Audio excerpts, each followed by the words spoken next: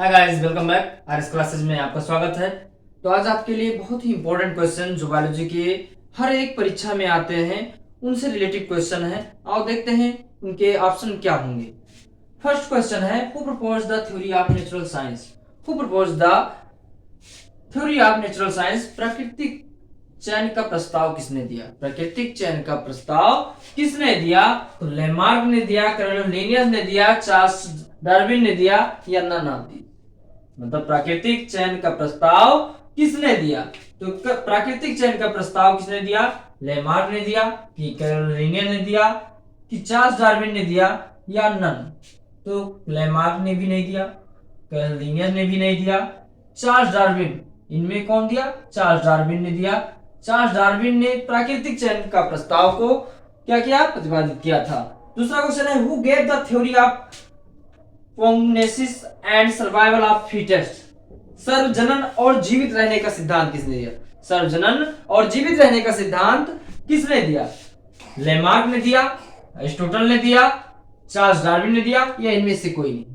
तो प्राकृतिक चयन का प्रस्ताव और सर्वजनन और जीवित रहने का सिद्धांत, दोनों ही सिद्धांत को किसने दिया था? चार्ल्स डार्विन ने दिया था।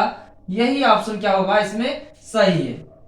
नेक्स्ट है, who introduce the term of taxonomy. Who introduce the term of taxonomy. Taxonomy शब्द का परिचय किसने कराया, या टैक्सोनॉमी का परिचय किस वैज्ञानिक ने कराया? तो टैक्सोनॉमी का परिचय लेमार्क ने कराया, डार्विन ने कराया, एपिकेंडोल ने कराया या एरिस्टोटल ने कराया? तो टैक्सोनॉमी का परिचय किसने कराया था? एपिकेंडोल ने कराया था। किसने कराया था? एपिकेंडोल ने कराया था। Cell biology is also called. Cell biology को और भी क्या कहा जाता है? सेल बायोलॉजी को और भी क्या कहा जाता है? तो सेल बायोलॉजी को ये दो शब्दों से मिलकर बना हुआ है, इसको साइटोलॉजी भी कहते हैं। जेनेटिक्स नहीं होगा, क्या होगा? साइटोलॉजी होगा। नेक्स्ट है, the study of insect is called. कीटों का अध्ययन क्या कहलाता है?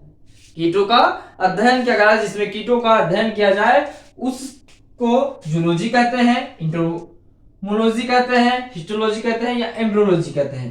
एम्ब्रियोलॉजी होगा नहीं, हिस्टोलॉजी भी नहीं होगा, जूलॉजी भी नहीं होगा। इसका मतलब क्या होगा? इंटोलॉजी होगा, entomology. Who introduce system of binomial nomenclature.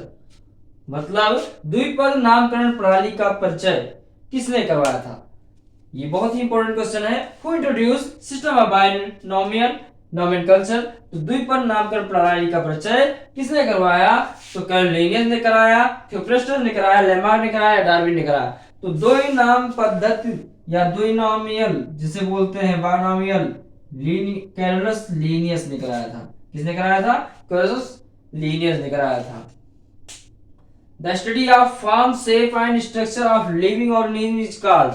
अभी एक क्वेश्चन कह रहा है कि किसी भी the study of form, shape मतलब किसका अध्ययन? शेप आकार का अध्ययन और स्ट्रक्चर का अध्ययन, मतलब किसी भी प्राणी का, किसी भी प्राणी का। अब ये जो आकार है इसका अध्ययन या इसकी जो बनावट है इसका अध्ययन क्या कहलाता है? मतलब एक एग्जाम्पल के तौर पर जो हमारी बनावट है, जो हमारी क्या है? बनावट है, वो बनावट या जो हमारा शेप है, जो हमारा आकार है, जो भी मोटे ताजे जो भी कुछ भी है, उससे का अध्ययन क्या कहलाता है? मॉर्फोलॉजी कहलाता है, एनाटॉमी कहलाता है, टैक्सोनॉमी कहलाता है, एम्ब्रियोलॉजी का। मतलब शरीर के बाहर का स्ट्रक्चर क्या कहलाएगा? मॉर्फोलॉजी कहलाएगा। शरीर के बाहर का स्ट्रक्चर क्या कहलाएगा? मॉर्फोलॉजी का है। मतलब मेरा जो हाथ है मॉर्फोलॉजी में आएगा, मेरे जो बाल है, मेरा जो फेस कटिंग है, या मेरे जितने भी पार्ट्स हैं बाहर के, वो सब क्या कहलाएंगे? मॉर्फोलॉजी कहलाएंगे। The study of internal structure of living bodies is called. The study of internal structure मतलब हमारे शरीर के जो अंदर का स्ट्रक्चर है, बनावट है ऑफ लिविंग बॉडीज का, लिविंग बॉडीज के, उसे क्या कहा जाता है? मॉर्फोलॉजी कहा जाता है, एनाटॉमी कहा जाता है, टैक्सोनॉमी कहा जाता है या एम्ब्रियोलॉजी कहा जाता है? इसको आप क्या करेंगे? इस क्वेश्चन को आप कमेंट सेक्शन में बताएंगे। इस क्वेश्चन को क्या करेंगे आप कमेंट्स करके बताएंगे। आप कमेंट सेक्शन में करेंगे इसे, इस क्वेश्चन को आपको ही बताना है। The study of internal structure of living bodies is called, मतलब बाहरी आवरण को मार्फोलॉजी, मतलब इसके बाहर के आवरण को क्या कहेंगे, मार्फोलॉजी कहेंगे।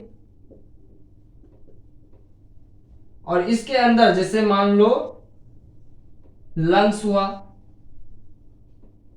स्टोमक हुआ,